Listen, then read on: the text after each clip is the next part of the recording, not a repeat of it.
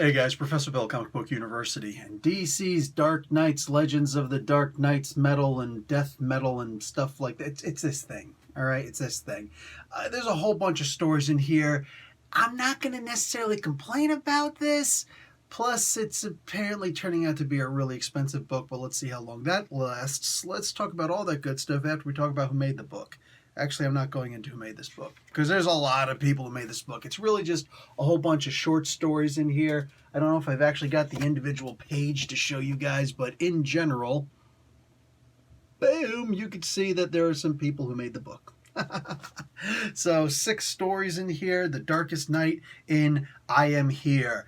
This was all right. This was basically the Scott Snyder, James Cheney IV, Joshua Williamson thing, and Tony S. Daniel did some art, and there's a bunch of other people. Anyway, this is basically the one where it's like, oh yeah, the what's his face, the Joker, the Batman who laughs. He becomes the new thing that he became. It's just basically him in surgery. They're trying to put his brain inside of Dr. Manhattan's shell, and then he eventually becomes that Darkest Night thing. Whatever.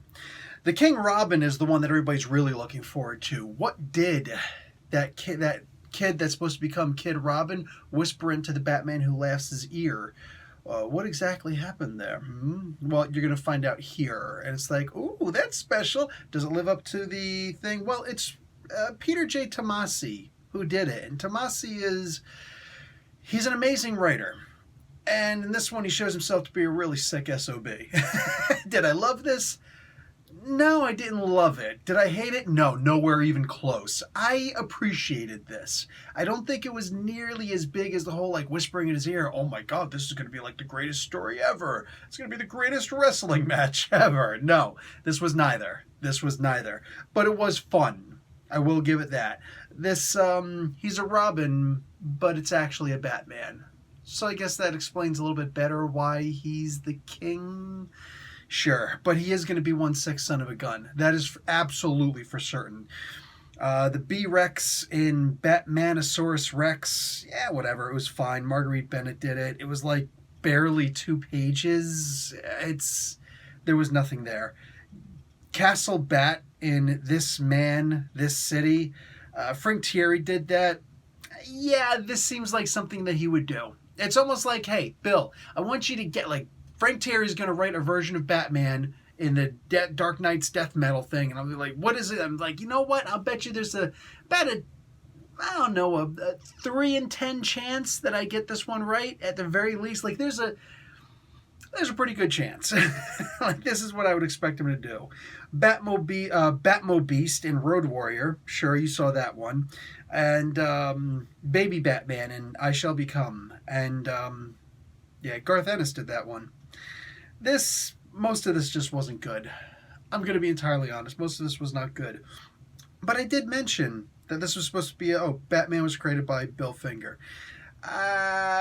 He'd probably laugh at this stuff coming out. He didn't take this stuff completely seriously. He just wanted credit for this stuff, which he never really got while he was alive, which is a shame.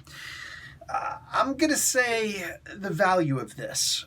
Look, this is not the first appearance of King Robin. We've actually already seen the first appearance of King Robin. This is his origin story. He's not even on the front cover, really. He's not. So there's nothing particularly special about this book. There's just not.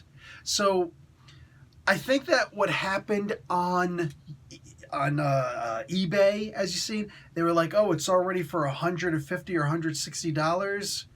I've talked about this before. I'm going to talk about it very briefly now. A lot of times people will, like, the price is up and people are buying them, so it's like a pre-order. I'm going to get my hands on these things. I've got them. And this was happening on like Sundays and Mondays. So they never even hit the stores. So how did they suddenly get, on board like that? It's the craziest thing. It's people putting it up there and saying this is a big deal, and then through a different account they buy them, and then it looks like, oh, a bunch of these sold. Hey, look, one left. Are you going to get it? Then you get it, and you think it's a big deal because nobody else is going to get it.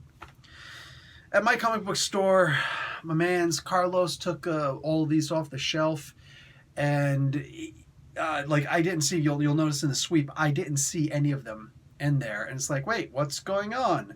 Well, he took them off the shelf because people were trying to buy like 5, 6, 20 at a time. And it's like, dude, this is ridiculous. So he took them off the shelf. If you want them, come on over. One per customer, because that's who Carlos is.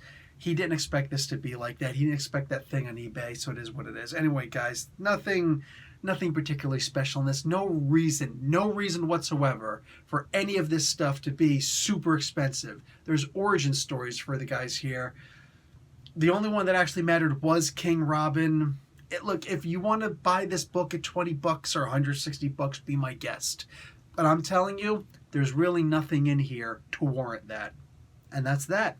Hope I saved you guys some money. Anyway, guys, I'm out. Professor Bill, Comic Book University. Class dismissed.